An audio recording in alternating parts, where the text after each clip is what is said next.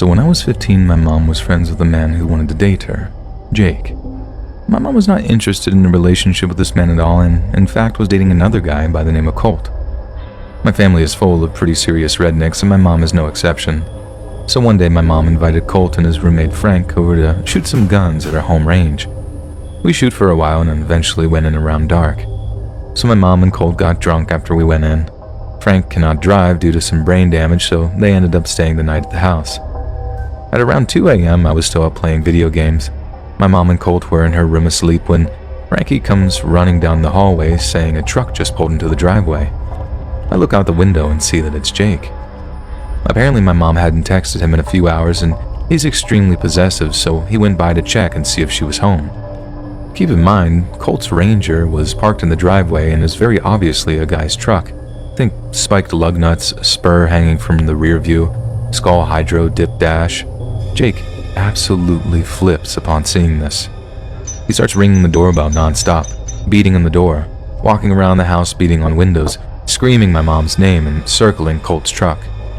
At this point my mom and Colt are awake, and since we have blackout curtains, she tells us to keep the lights off and hide in the hallway. And if we don't do anything or respond, we'll think no one's home and leave. Colt, being completely sober now, is understandably livid, threatening to go out and deal with it, as he put it. It's now important to point out the size difference between Colt and Jake. Colt's 5'5" and about 125 pounds soaking wet. Jake is 6'3", 240. Jake could punt Colt 50 feet if he wanted to. And because of this, my mom forces Colt to stay inside.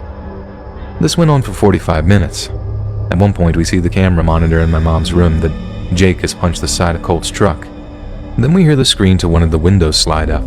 The window in question is locked and Jake couldn't fit through anyway, thank God. It's at this point that I think of the only thing that will make Jake leave. I grab a gun, act terrified, which at this point I am, and walk to the living room and ask, "Who is it?" out the window. Jake realizes it's me and asks where my mom is. I tell him she's out with her friends and that I haven't heard from her and I'll call him when she gets home if I'm awake. He says thank you and left. After all that nonsense he did, that's all it took for him to leave. And honestly, I was amazed. I genuinely thought I was going to have to shoot this guy. Later on that night, at around 4, we hear his truck outside again. He squeals his tires down the road, obviously angry that my mom hadn't called him.